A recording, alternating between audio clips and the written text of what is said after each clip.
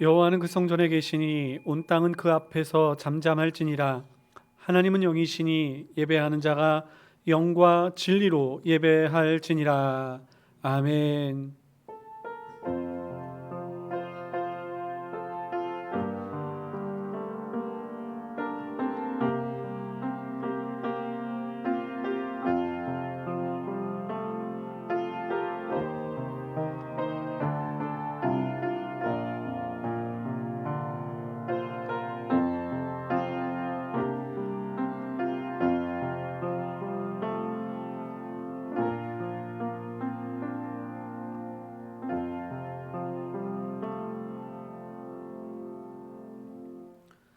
은혜가 풍성하신 하나님 아버지, 오늘도 하나님을 사랑하는 거룩한 백성들이 한자리에 모여 함께 예배드리게 하여 주심을 감사드립니다.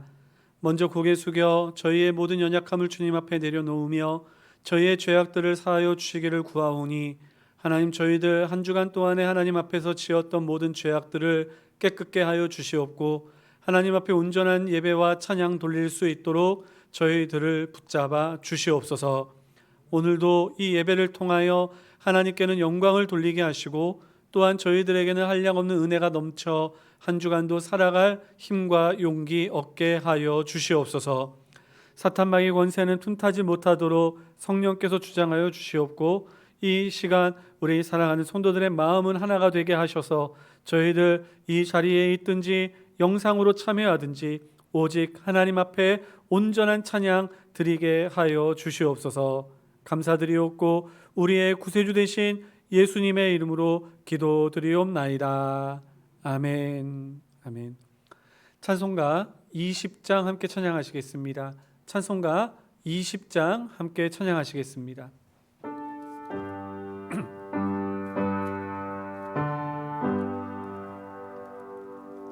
큰 영광 중에 계신 주 나 찬송합니다.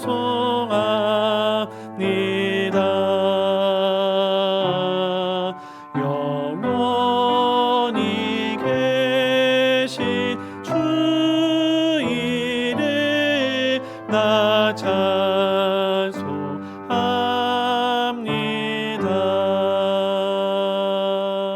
한없이 크신 능력을 나 찬송합니다.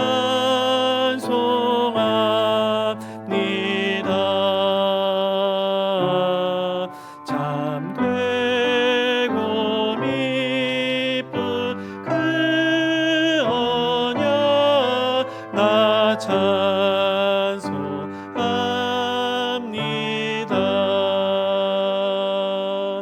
온 천지 창조하시던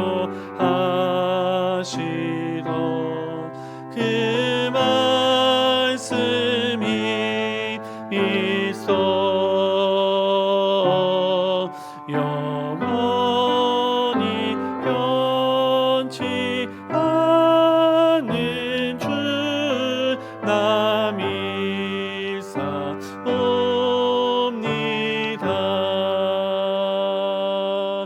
그 온유하신 줌서 날 불러주시고 그 품에 품어주시니 나 찬송합니다.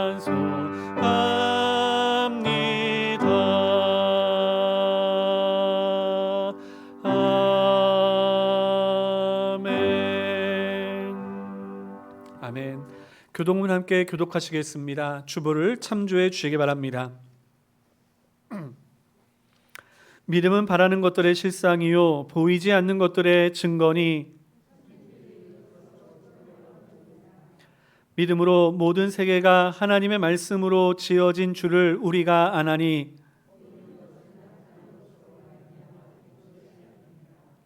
믿음으로 아벨은 가인보다 더 나은 제사를 하나님께 드림으로 의로운 자라 하시는 증거를 얻었으니,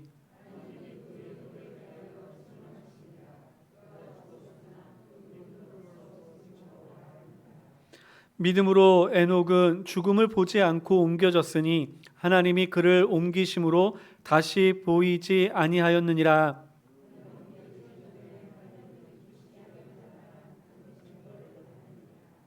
믿음이 없이는 하나님을 기쁘시게 하지 못하나니 반드시 그가 계신 것과 또한 그가 자기를 찾는 자들에게 상 주시는 이심을 믿어야 할지니라. 아멘. 다 같이 사도신경으로 우리의 신앙을 고백하겠습니다. 전능하사 천지를 만드신 하나님 아버지를 내가 믿사오며 그 외아들 우리 주 예수 그리스도를 믿사오니 이는 성령으로 잉태하사 동정녀 마리아에게 나시고 본디오 빌라도에게 고난을 받으사 십자가에 못 박혀 죽으시고 장사한 지 사흘 만에 죽은 자 가운데서 다시 살아나시며 하늘에 오르사 전능하신 하나님 우편에 앉아 계시다가 저리로서 산자와 죽은 자를 심판하러 오시리라. 성령을 믿사오며 거룩한 공회와 성도가 서로 교통하는 것과 죄를 사하여 주시는 것과 몸이 다시 사는 것과 영원히 사는 것을 믿사옵나이다. 아멘. 아멘. 우리 찬송가 435장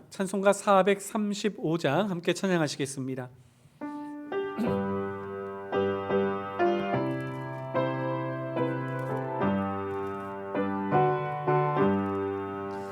나의 영원하신 기여 생명보다 귀하다.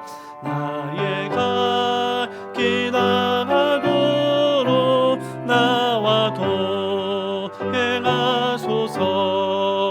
주께로 가까이 주께로 가오니 나의 갈 길 나가도록 나와 동행하소서. 세상 그 귀한 일함과 모든 명예 버리고 험한 길을 가는 동안 나와 동행하소서.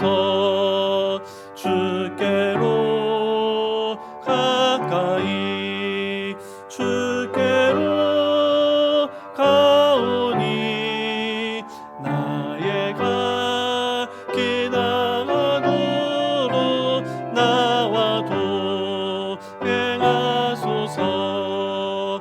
어두운 곳짝 지나가며 험한 바다 건너서 천국 문에 이르도록 나와 동행하소서. 주께로 가까이 주께로 가오니 나의 갈 길 나가도록 나와 동행하소서. 아멘. 기도하시겠습니다. 거룩하신 하나님 아버지 감사합니다. 저희들을 사랑하여 주셔서 하나님의 자녀 삼아 주시고 신령과 진정으로 예배할 수 있는 예배자로 세워주셔서 이 시간 우리 사랑하는 성도들이 함께 모여 예배케 하여 주시니 감사드립니다. 하나님이 코로나 사태를 통하여 저희들의 육신은 떨어져 있을 수 있으나 하나님 이 시간 저희들이 예배를 드릴 때에 우리의 영혼만큼은 하나가 되어 하나님 앞에 같은 마음, 같은 찬양, 같은 믿음으로 하나님 앞에 온전한 예배를 드리게 하여 주시옵소서. 하나님께서 성령으로 저희들과 함께하여 주시고 아버지 하나님 그 성령으로 저희의 마음의 문을 활짝 열어주셨으니 이 시간 저희들이 진정을 다하여 하나님을 사랑하고 주의 말씀에 귀를 기울여 하나님의 뜻을 깨닫는 예배가 되기를 소망합니다. 하나님의 영광이 가득하고 주의 놀라운 은혜가 충만한 예배 되게 하여 주시옵소서. 아버지 하나님, 이 어두운 시대에 주께서 세우신 교회를 위하여 기도합니다. 아버지 하나님, 저희를 통하여 세상의 빛이 되라 말씀하셨으니 어두운 세상일수록 더욱더 빛나게 하여 주시옵소서. 하나님 어디로 가야 할지 모르는 자들이 저희들이 비추는 진리의 빛을 보고 하나님 앞으로 나아오게 하여 주시오며, 하나님 어떻게 살아야 할지 몰라 갈등하는 많은 사람들이 하나님 주의 진리의 말씀 아래 거함으로 하나님 그들이 살 길을 깨닫게 하여 주시옵소서.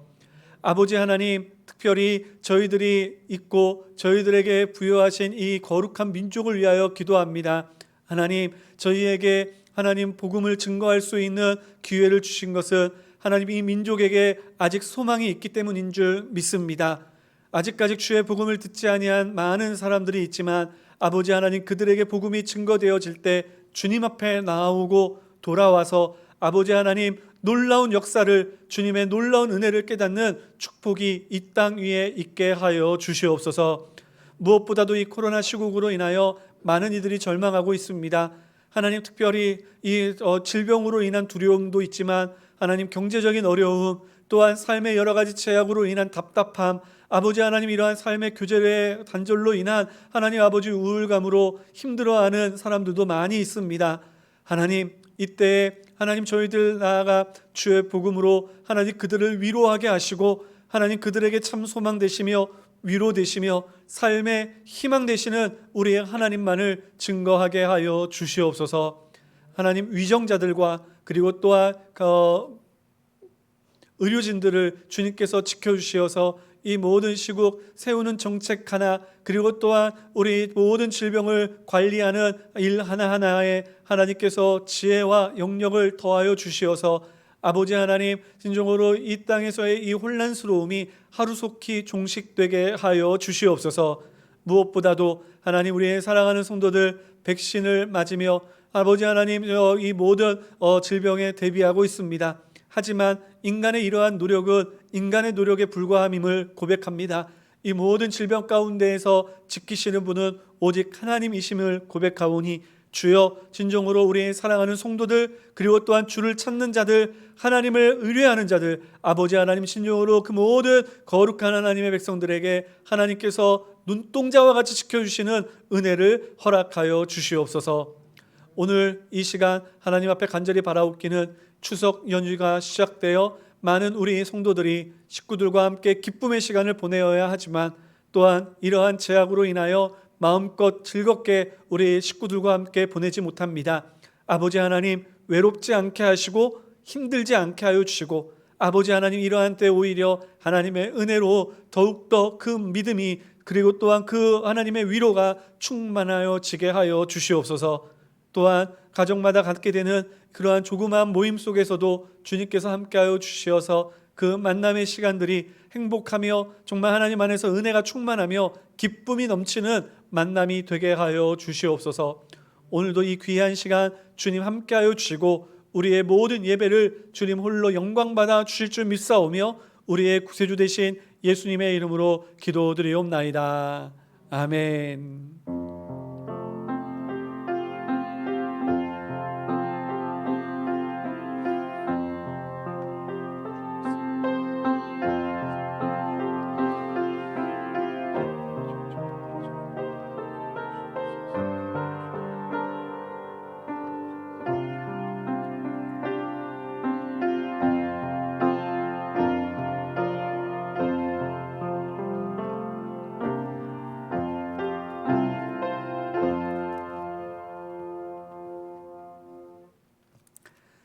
우리 하나님의 말씀 함께 보겠습니다. 하나님의 말씀은 사도행전 7장 51절에서부터 60절까지 말씀입니다. 원래 우리의 본문은 사도행전 7장 전체의 말씀인데요, 우리가 오늘은 그 시간을 다 약하기 위하여 51절로부터 60절까지 말씀만 읽도록 하겠습니다. 신약성경 199면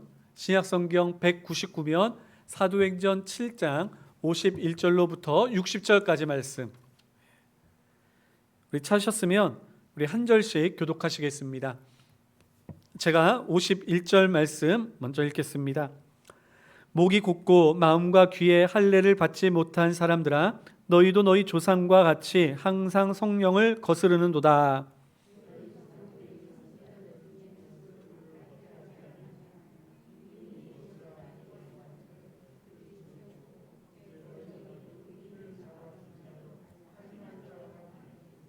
너희는 천사가 전한 율법을 받고도 지키지 아니하였도다 하니라.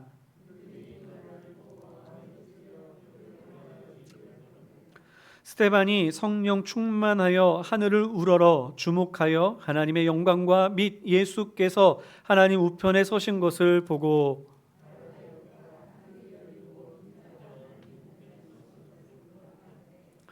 그들이 큰 소리를 지르며 귀를 막고 일제히 그에게 달려들어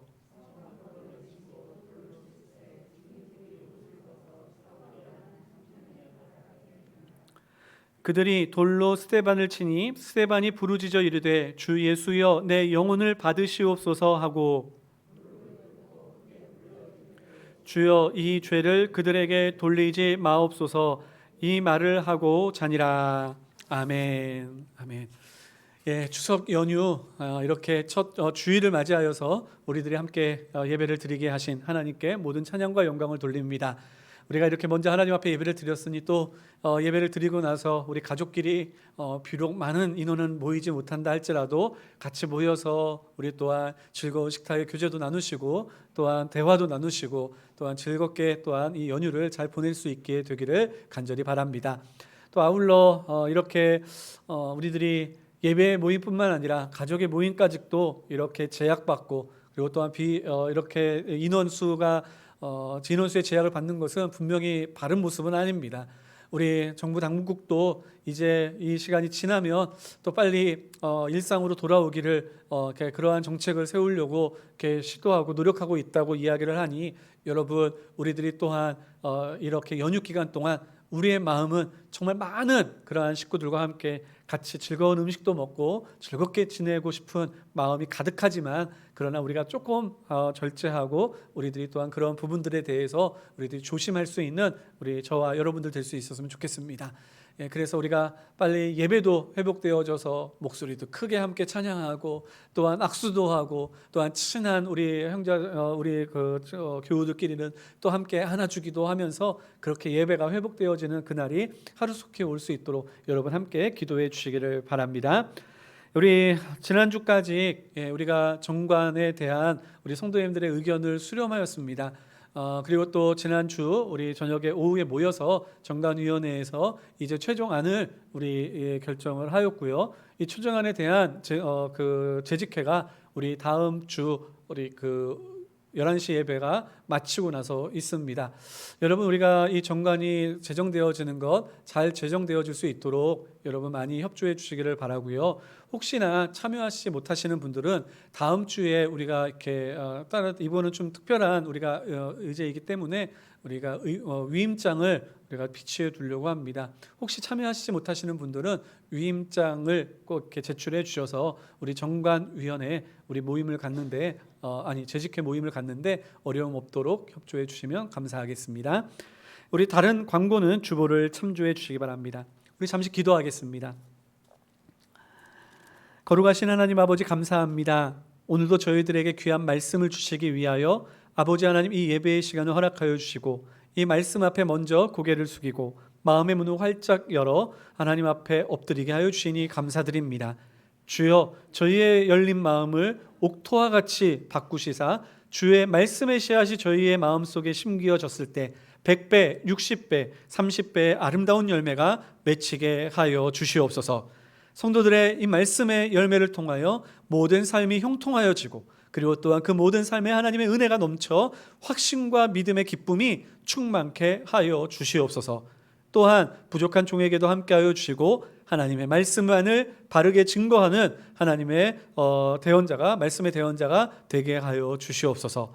이 시간 하나님 앞에 귀한 예물을 드립니다. 주여 붙잡아 주시고 드린 손길 위에 주님의 크고도 놀라운 축복이 넘치게 하여 주시어서 아버지 하나님 우리 사랑하는 모든 성도들의 삶에 아버지 하나님 더 큰 것을 맡기시고 그리고 또한 풍요의 기쁨을 누릴 수 있도록 주께서 복의 복을 더하여 주시옵소서.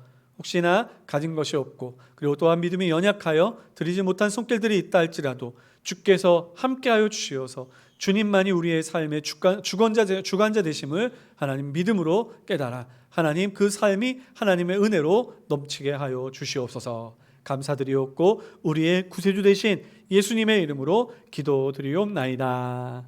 아멘. 아멘.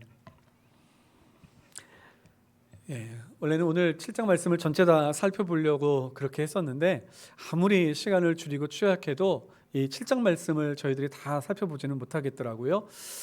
특별히 사도 스데반의 이 마지막 고별 설교, 우리는 설교라고 이야기를 하고 우리 전체적인 어떠한 분위기를 살펴보면 이제 마지막 변론이라고 이야기할 수 있겠죠. 그 변론을 이렇게 살펴볼 때 이 부분에 있어서 우리에게 주신 하나님의 말씀의 은혜도 정말 커서 저희들이 이 말씀에 대해서 좀 더 집중을 하려고 합니다. 그러다 보니 오늘 읽지 못한 부분이 오늘 설교의 주된 내용이 될 것 같습니다. 여러분, 제가 이제 설교의 말씀을 이렇게 전한다 할지라도 우리 댁에 돌아가셔서 이 스데반의 말씀을 다시 한번 읽어보고 우리들이 이 말씀을 또한 전하되어진 말씀을 기억해보면서 우리의 신앙의 유익으로 우리 삼을 수 있는 우리 성도님들 될 수 있기를 간절히 소망합니다.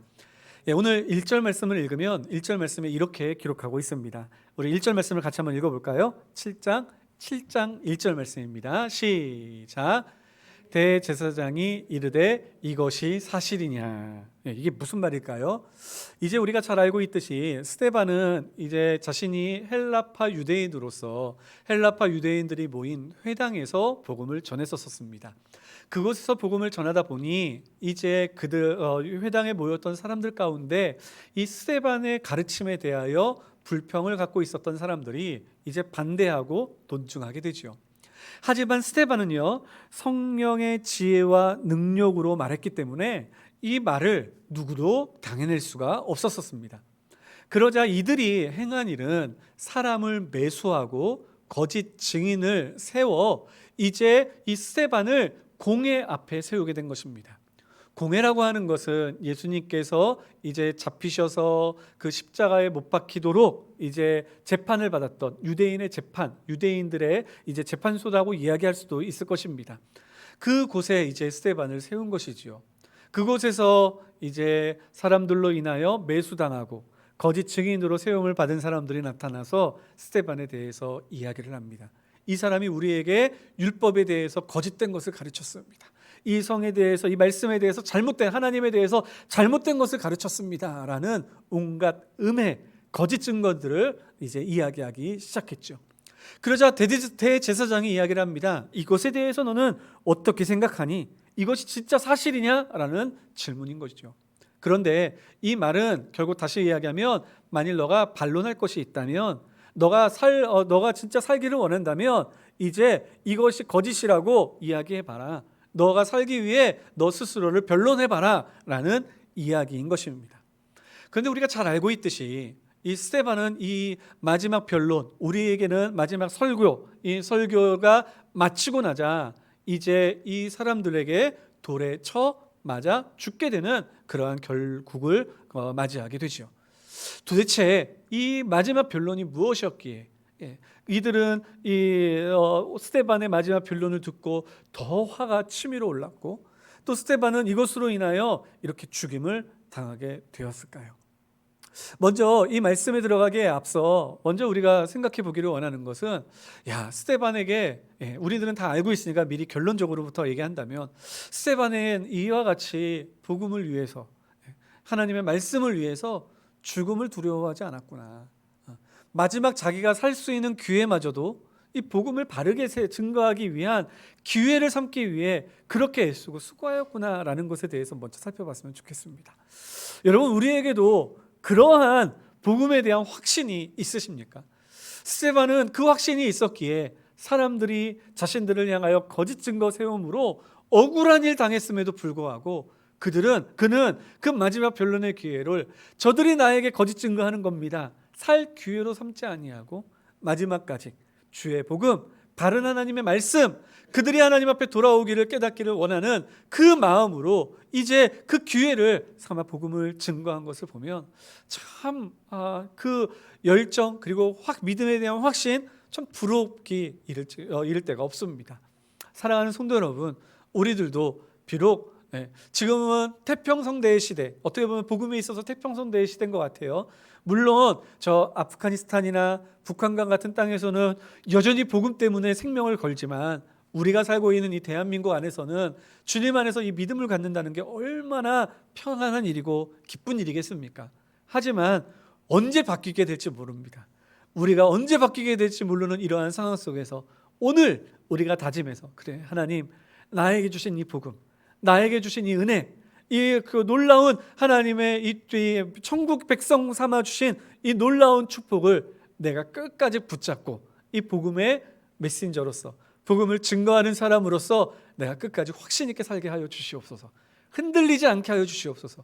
이러한 믿음의 확신이 우리들 가운데 마음 깊이 믿음의 뿌리가 내리고, 그리고 또한 우리의 믿음이 더욱더 성장하는 그러한 은혜가 오늘 우리 말씀 속에, 그리고 우리 예배 가운데 나타나기를 간절히 소망합니다.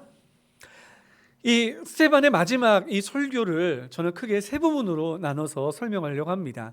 내용을 하나하나 설명하기, 읽어서 가면서 설명하기에는 너무나 힘들어서 내용을 간략하게 요약을 하고요. 그리고 그 내용에 대한 적용 또는 의미에 대해서 좀 더 말씀을 드리려고 합니다. 첫 번째 부분으로는요, 우리가 2절 말씀에서부터 16절까지의 말씀인데요, 우리가 언뜻 눈으로 이렇게 쭉 읽어보시면 여러분들 아마 이거 많이 들었던 이야기인데 라는 그러한 이야기들이 기록되어져 있을 것입니다.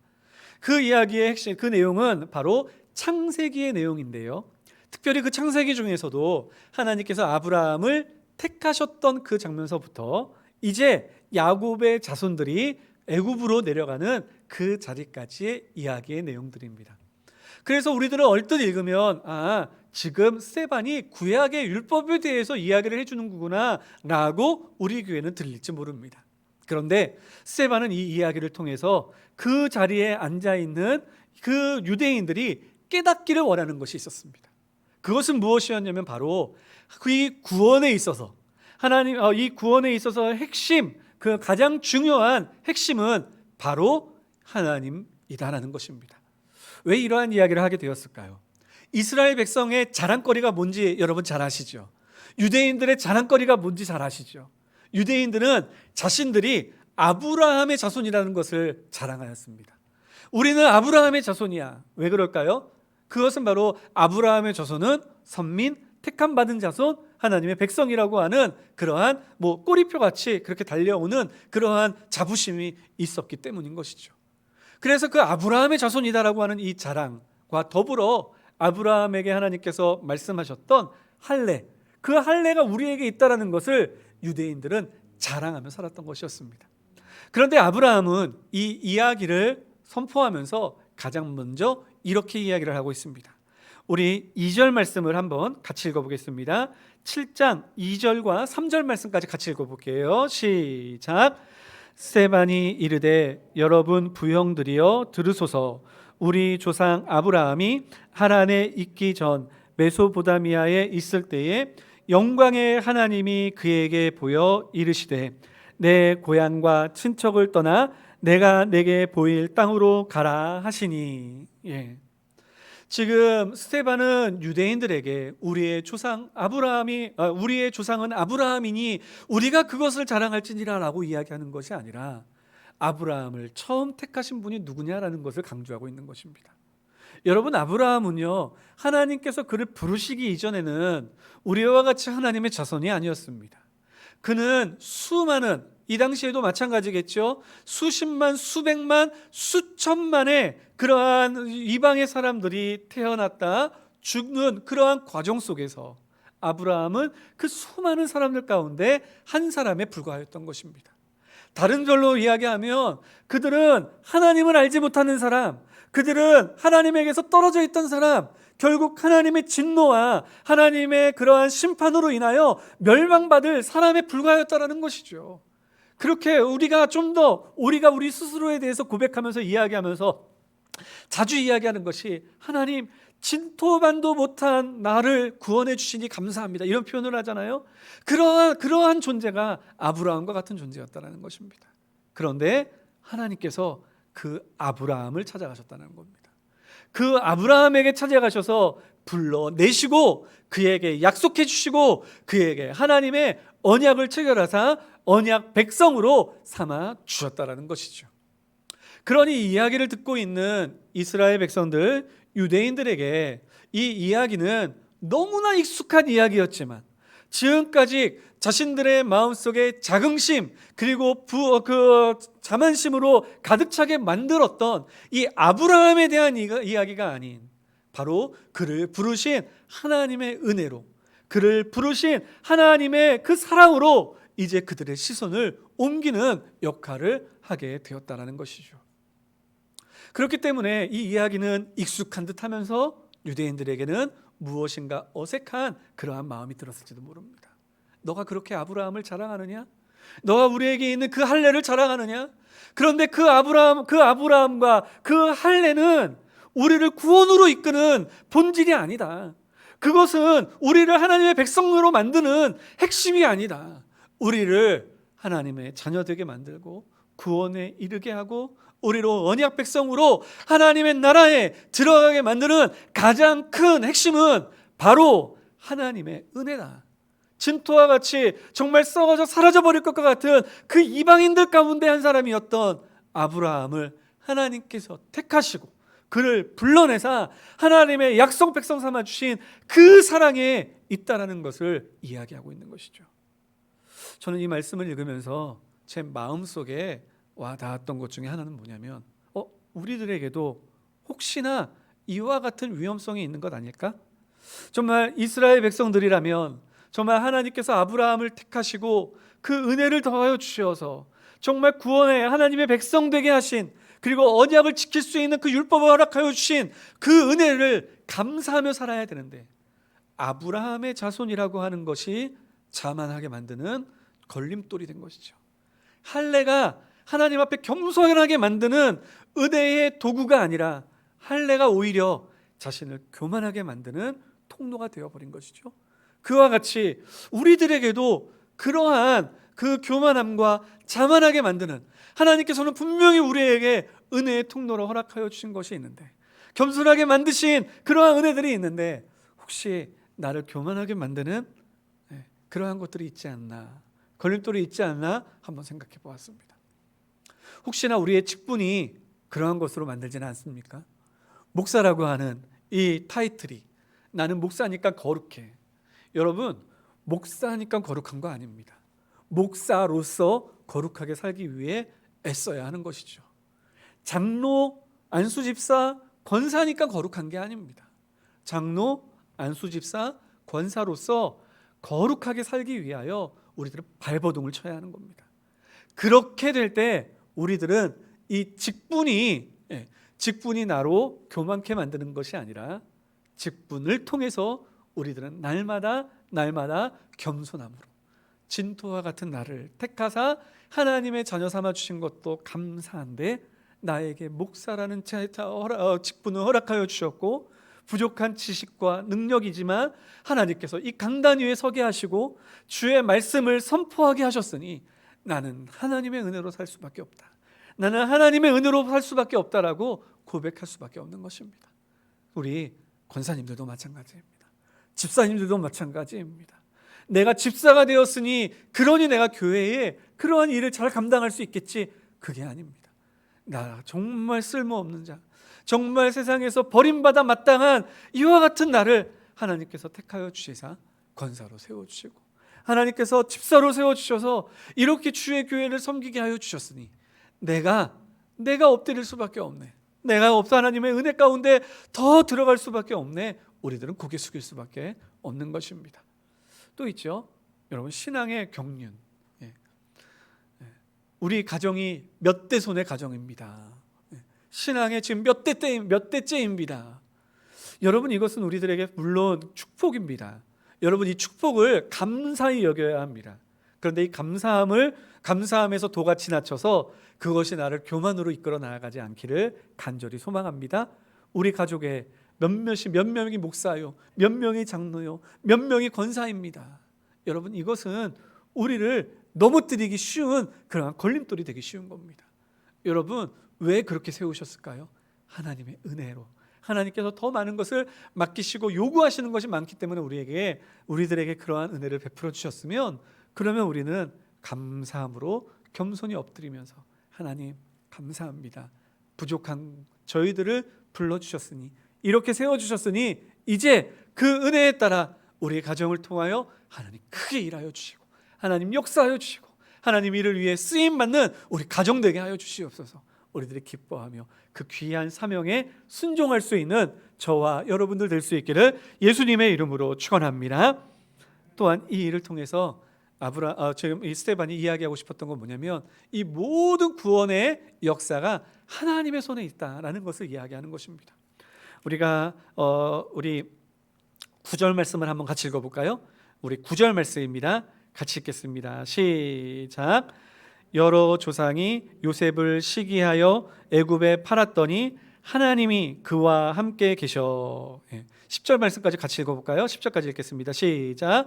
그 모든 환난에서 건져내사 애굽 왕 바로 앞에서 은총과 지혜를 주심에 바로가 그를 애굽과 자기 온 집의 통치자로 세웠느니라. 하나님께서 약속하여 주시면서 이제 너희 430년 동안 이제 다른 민족의 종살이를 할 거야 라고 이야기를 하십니다. 그리고 그 길을 걸어가고 있는 모든 과정 속에서 하나님께서 요셉을 사용을 하시는데, 그 요셉을 그냥 어쩔 수 없이 그곳에 도망가게 만든 것이 아니라 하나님께서 그와 함께 하심으로 이제 그들을 그 언약의 말씀처럼 이루시기 위해서 하나님께서 요셉과 함께 하셨다. 그 구원의 길에 하나님께서 함께 하셨다라는 것을 지금 강조하고 있는 것입니다. 맞습니다. 여러분, 우리가 예수 믿기 위하여 네 발로 이 자리에 걸어 나오셨습니까? 여러분 그렇게 믿으시겠지만, 그렇게 알고 계시겠지만 꼭 기억하셔야 할 것은 그 발걸음을 움직이신 이는 우리의 하나님이신 줄 믿으시기를 간절히 소망합니다. 내가 믿었다고 믿어진 줄 아십니까? 아닙니다. 우리를 믿도록 우리에게 믿음의 은혜를 허락하신 이는 우리 하나님이신 줄 믿으시기를 간절히 소망합니다. 이게 구원의 놀라운 은혜인 것입니다. 그러니 유대인들이 이 이야기를 들으면서 뭔가 좀 깨림직했겠죠. 그런데 이제 그 다음 말씀으로 넘어가면서 이제 본색이 조금씩 드러나게 됩니다. 우리가 두 번째로 살펴볼 부분은 17절에서부터 38절까지의 내용인데요, 모세에 대한 이야기예요. 그런데 이 모세에 대한 이야기를 그냥 재미있게 쭉 읽어 나가다 보면 우리가 조금 이해하기 어려운 부분을 딱 맞닥뜨리게 됩니다. 그 부분이 어디냐면 바로 이제 37절과 38절 말씀인데요, 우리 같이 한번 읽어보겠습니다. 37절, 38절 말씀 같이 읽습니다. 시작. 이스라엘 자손에 대하여 하나님이 너희 형제 가운데에서 나와 같은 선지자를 세우리라 하던 자가 곧 이 모세라. 시내산에서 말하던 그 천사와 우리 조상들과 함께 광야 교회에 있었고 또 살아있는 말씀을 받아 우리에게 주던 자가 이 사람이라. 모세에 대해서 이야기한 것 같죠. 근데 제가 여기서 왜 이해하기 어렵다라고 말씀을 드리냐면, 여러분 37절 어떻게 이해가 되세요? 저는 맨 처음에 이 말씀을 읽을 때 이렇게 이해가 됐거든요. 이스라엘 자손에 대하여 하나님이 너희 형제 가운데에서 나와 같은 선지자를 세우리라 하던 자가 곧 이 모세라. 이 이야기를 저는 얼뜻 들을 때 어떻게 들려졌냐면, 이제 이 나와 같은 선지자가 세워질 것인데 그 선지자가 바로 모세 것이다, 모세다라고 저는 이렇게 처음에 읽을 때는 이해가 됐었어요. 여러분들도 혹시 그렇게 이해가 되시지 않습니까? 그런데 이 말, 나와 같은 선지자를 세우리라라고 이야기했던 사람이 누구냐면 바로 모세입니다. 그러니 조금 이해가 안 되죠. 나와 같은 선지자를 세울 것인데 이 사람이 곧 이 모세니라. 모세가 모세를 세운대요. 무슨 의미일까요?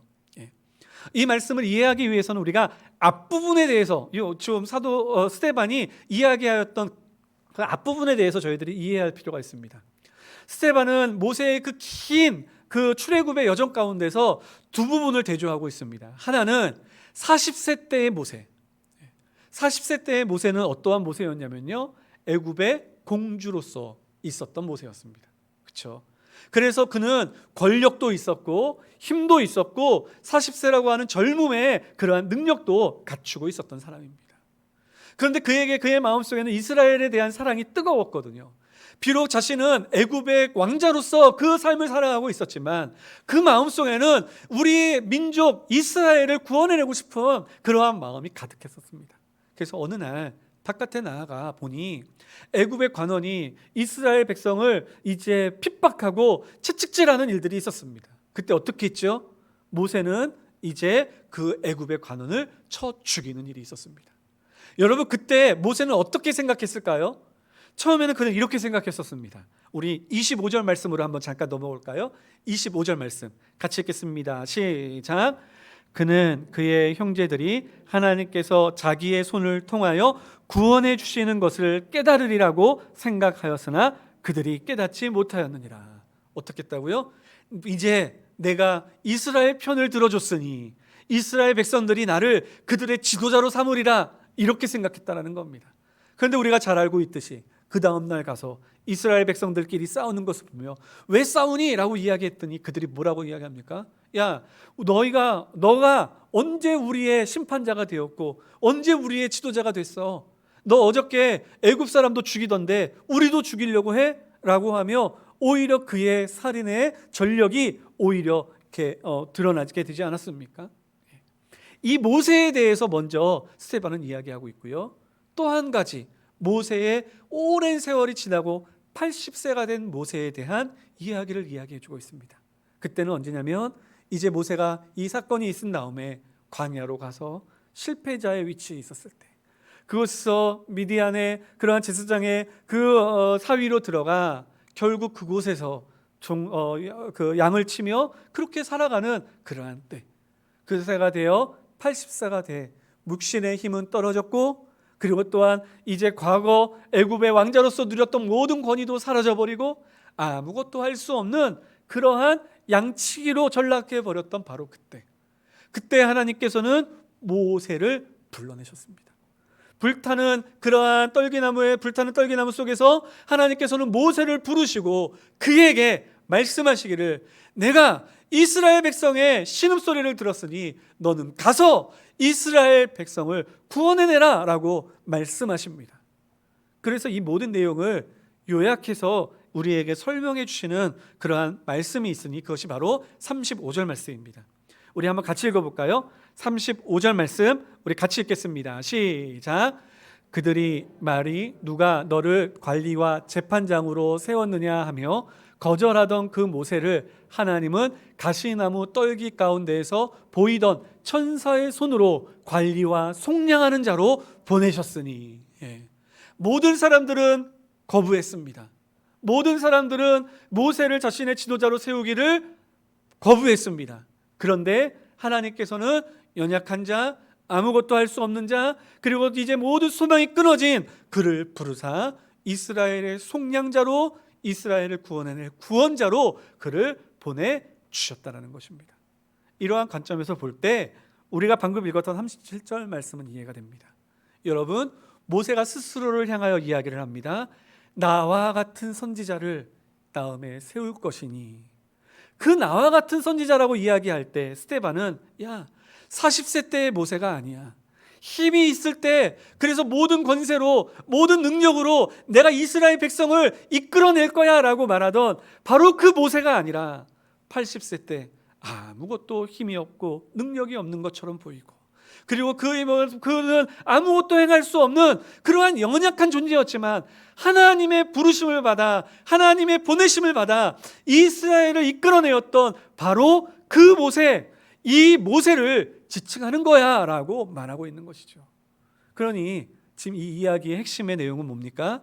너희들이 기다리고 있는 다시 세워질 모세는 40세의 모세와 같은 자가 아니요 80세의 모세와 같이 연약하지만 하나님의 부르심을 받아 보내심을 받은 그 모세와 같은 자인 것이다 라고 말하고 있는 것입니다.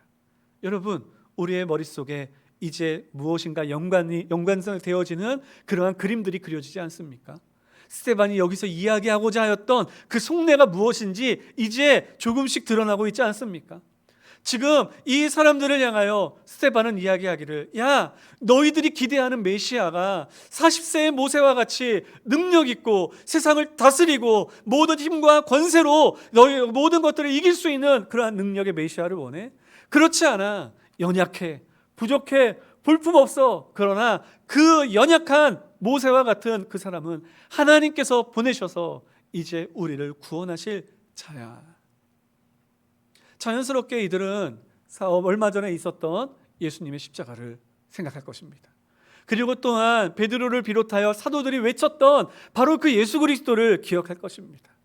그들이 왜 십자가에 못 박혀 저주받아 죽은 사람과 같은 예수 그리스도를 그토록 외치고 왜 부르짖었는지에 대해서 그들은 마음속에 그 예수라고 하는 사람은 실패하고 좌절하고 죽어 그렇게 돌아간 연약하기에 짝이 없는 사람이 아니라 비록 그 연약함 속에서 하나님께서 구원하시는 구원의 일을 이루신 것인가라고 하는 생각을 가질 수 있겠죠. 그래서 모세는 이 일을 통해서 스데반은 이 일을 통해서 모세를 통해 예수 그리스도를 연결하는 그러한 일을 했던 것이었습니다. 여러분, 만약 그렇다면 이제 어떻게 해야 할까요? 그 이름 앞에 엎드리고 그 이름 앞에 경배해야 하는 것이 마땅한 것 아니겠습니까? 그런데 안타깝게도 이 모세의 시대의 이스라엘 백성도 마찬가지요. 그리고 또한 이 말씀을 듣고 있었던 유대인들도 마찬가지요. 또 오늘날 이 세상의 열방에 하나님을 알지 못하는 수많은 사람들도 마찬가지로 그 이름 앞에 엎드리지 않는 죄악을 범하고 있는 것입니다. 그래서 39절의 말씀을 보면 이렇게 이야기를 합니다. 39절 말씀 같이 읽겠습니다. 시작. 우리 조상들이 모세에게 복종하지 아니하고자 하여 거절하며 그 마음이 도리어 애굽으로 향하여. 이게 뭐냐면 황금, 송아지를 만드는 그러한 이야기를 하는 겁니다. 그런데 이 일로부터 시작하여 계속해서 끊임없이 이들은 하나님 앞에 원망하고 그 모세의 이야기에 순종하지 아니하며 하나님을 떠나는 그러한 죄악 가운데 빠지게 되었다는 것입니다. 이제 초점을 누구에게 맞추고 있는 겁니까? 이스라엘 백성들에게 맞추고 있는 것이죠. 그러면서 이제 그 마지막 부분으로 보면요, 다윗의 성전에 대한 이야기를 하게 됩니다. 하나님께서 성전을 지으시고 성막을 지으시고 이제 다윗과 솔로몬을 통하여 성전 건축할 수 있도록 예비케 하시고 성전을 건축하게 하셨죠. 얼마나 이스라엘 백성들에겐 그것이 큰 영광이었겠습니까? 그리고 얼마나 큰 감사였겠습니까? 그런데 여러분, 우리가 알아야 할 것은 무엇이냐면 그 성막과 성전은 하나님을 담아두는 그릇이 될 수 없다는 것입니다. 지금 스데반은 그것에 대해서 강조하면서 이야기를 해요. 지금 48절의 말씀에 보면 이렇게 이야기를 하죠. 지극히 높으신 이는 손으로 지은 곳에 계시지 아니하시나니 선지자가 말한 바. 그러면서 시편의 이야기를 쭉 이야기를 하면서 하나님이 다스리시고 하나님은 천지 만물을 지으신 분인데 성전 안에 계신 것이 아니다. 왜 이런 이야기를 했냐면 이스라엘 백성이 자랑하는 것이 할례 말고 또 한 가지가 있었으니 그것은 바로 성전이었습니다. 성전을 바라보면서 봐라, 하나님은 우리와 함께 계시지. 봐라, 하나님이 저기 계시다. 하나님은 저 안에서 우리를 다스리신다라고 이야기했던 것입니다. 그래서 그것을 깨트려 버리는 겁니다. 하나님이 저 안에 계셔? 저것은 우리 때문에 하나님께서 성전을 허락하여 주신 거지 하나님께서 저 안에 갇혀 계시는 분이 아니다라는 것을 이야기해 주시는 것이죠. 너희들 그것을 깨트려 버리지 않으면 너희는 우상 숭배와 다를 바 없는 거야. 너희들은 그것을 잘못된 신앙을 갖고 있는 거야 라고 이야기를 하면서 그러한 교만, 하나님이 아닌 성전을 숭배해버리는 그 잘못된 사상에 대해서 이야기를 하는 겁니다. 그래서 갑작스러운 것처럼 보이지만 스데반은 그 이야기를 듣고 있었던 사람들을 향하여 이렇게 단호하게 외칠 수 있었던 겁니다. 마지막 우리 읽었던 51절로부터 53절까지 말씀, 오늘 본문이죠. 우리가 읽었던 본문이죠. 같이 읽겠습니다. 51절로부터 53절 길지만 같이 읽겠습니다. 시작. 목이 곧고 마음과 귀에 할례를 받지 못한 사람들아, 너희도 너희 조상과 같이 항상 성령을 거스르는도다. 너희 조상들이 선지자들 중에 누구를 박해하지 아니하였느냐? 의인이 오시리라 예고한 자들을 그들이 죽였고 이제 너희는 그 의인을 잡아준 자요 살인한 자가 되나니 너희는 천사가 전한 율법을 받고도 지키지 아니하였도다 하니라. 너희들 아브라함의 자손이라고 자랑했지? 할례 받았다라고 자성했지? 너희들에게는 모세와 그 율법이 있다라고 자랑했지? 너희들은 그 성전을 보고 자랑했지? 그런데 너희들은 그 자랑거리에 집착하여 결국 하나님의 참 말씀과 참 은혜는 깨닫지 못하고 하나님이 약속하여 주신 그 언약은 지키지 못하고 너희들은 그만 교만함으로 목이 곧은 백성이 되었다라고 그렇게 외치고 있는 것입니다. 저는 이 말씀이 저희 세상을 향하여 외쳐져야 할 복음의 진리이기도 하지만, 또한 오늘날 말씀을 깨달은 자지만 때로는 우리들이 유대인들과 같이 우리들이 혹시나 과거 시간이 지나가면서 율법주의자 또는 잘못된 신앙으로 왜곡된 사람으로 빠지게 되는 그러한 사람들을 향한, 우리들을 향한 경고의 메시지처럼 들렸습니다. 사랑하는 성도 여러분, 우리가 신앙생활을 하면서요, 이 말씀을 잘 기억하여서 우리 이 말씀과 같이 첫째로는 하나님의 은혜를 잊지 아니하는 저와 여러분들 될 수 있기를 예수님의 이름으로 축원합니다. 또한 우리의 주님은 강하고 담대하신 주님이시지만, 그러나 우리를 위하여 우리를 죄에서 구원하시기 위하여 한없이 낮아지고 연약하여 주셔서 십자가에 못 박혀 돌아가신 그 보혈로 나를 씻으신 바로 그 예수님, 십자가의 예수님만이 나를 구원하시는 분이시다라는 이 사실을 잊지 않으시고 이 믿음 위에 굳건히 서는 저와 여러분들 될 수 있기를 간절히 소망합니다. 뿐만 아니라 신앙생활을 하면서 신앙 가운데에서 하나님께서 우리에게 허락하여 주신 많은 축복들, 예를 들면 이스라엘 백성에게는 성례가 있었고, 이스라엘 백성에게는 할례가 있었고, 이스라엘 백성에게는 율법이 있었지만 우리에게는 이 아름다운 예배당이 있으며, 또한 하나님께서 우리에게 허락하여 주신 가정, 믿음의 가정이라고 하는 이 축복이 있으며, 또한 이 놀라운 직책을 허락하여 주신 하나님의 은혜가 있는데, 이 은혜를 여러분 이걸 무시하는 게 아닙니다. 바르게 잘 받고 누림으로 말미암아 내가 유대인들처럼 교만한 길로 빠지는 것이 아니라 바로 이 스데반과 같이 예수 그리스도를 믿음으로 구원의 은혜를 누린 이 초대교회의 성도들과 같이 우리들이 날마다 겸손하여 은혜의 기쁨 속에서 정말 주님과 함께함으로 얻게 되는 은혜 속에서, 축복 속에서 우리들이 날마다 주 안에서 축복의 예배를 드리며 찬양하며 기뻐하며 하나님의 그 은혜를 만끽하는 하나님의 거룩한 성도로서 자라날 수 있는, 설 수 있는 저와 여러분들 될 수 있기를 예수님의 이름으로 축원합니다. 기도하시겠습니다. 사랑이 많으신 하나님 아버지, 감사합니다. 오늘도 주의 말씀 듣게 하여 주시니 감사드립니다. 아버지 하나님, 지루한 것처럼 보였고 그리고 또한 너무나 마땅한 것처럼 보였던 내용이지만 그것이 바로 우리의 심부를 찌르고 쪼개는 하나님 그러한 말씀임을 깨닫게 됩니다. 아버지 하나님, 우리가 이 말씀과 같이 은혜 안에 거하는 백성 되게 하여 주시옵소서. 나의 모든 것, 아버지 하나님, 신앙의 경륜, 나의 직분, 나의 물질, 나의 능력, 아버지 자랑치 아니하고 이 모든 것이 주께로부터 왔음을 기억하며 감사 찬양을 돌릴 수 있는 믿음의 겸손한 사람들 되게 하여 주시옵소서. 오늘도 이 귀한 시간 사랑하는 우리 모든 성도들에게 이 은혜를 허락하여 주셔서 날마다 주 안에서 누리게 되는 평강과 기쁨이 차고 넘치게 하여 주시옵소서. 예수님의 이름으로 기도드리옵나이다. 아멘. 우리 자리에서 일어나셔서 함께 찬양하시겠습니다. 주님 오실 때까지 나는 이 길 가리라.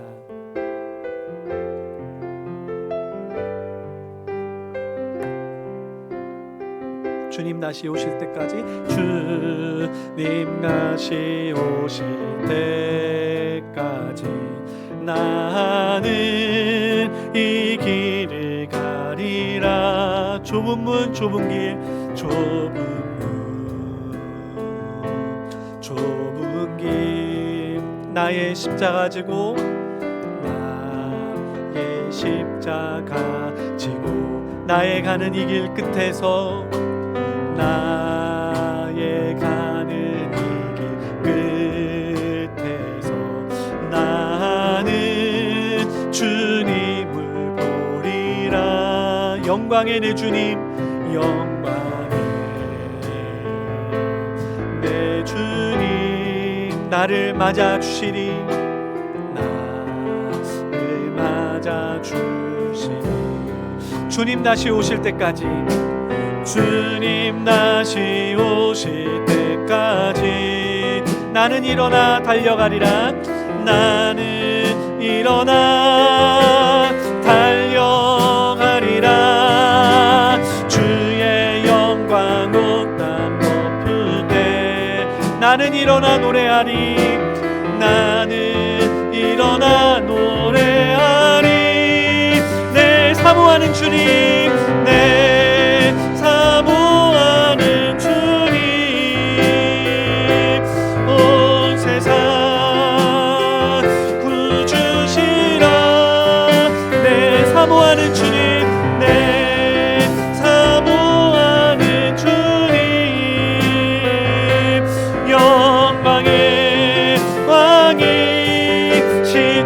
다시 오실 때까지, 주님 다시 오실 때까지 나는 일어나 달려가리라. 나는 일어나 달려가리라.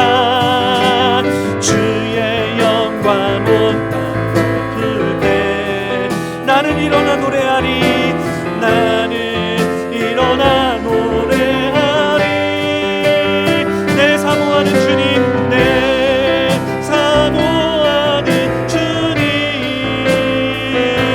온 세상 구주시라.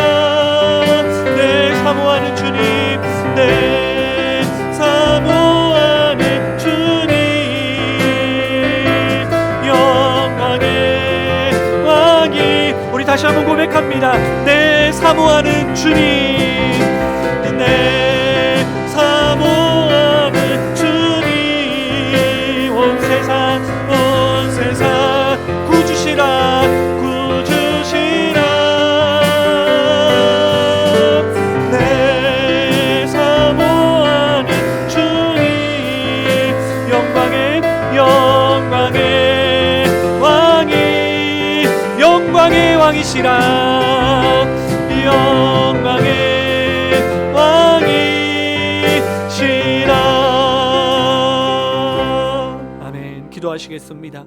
이제는 우리 주 예수 그리스도의 한량없으신 은혜와 하나님 아버지의 크신 사랑과 성령 하나님의 교통하심이 오늘도 하나님 앞에 나와 예배를 드리며 주의 은혜를 깨닫고 결단하며 이제는 세상의 길이 아닌 하나님의 말씀을 쫓아 세상의 풍요가 아닌 하나님이 주시는 축복의 열매를 따라 살기를 다짐하고 그 길을 향하여 용기의 발걸음을 내딛는 사랑하는 모든 성도들 머리 위에 지금으로부터 영원토록 함께 있을지어다.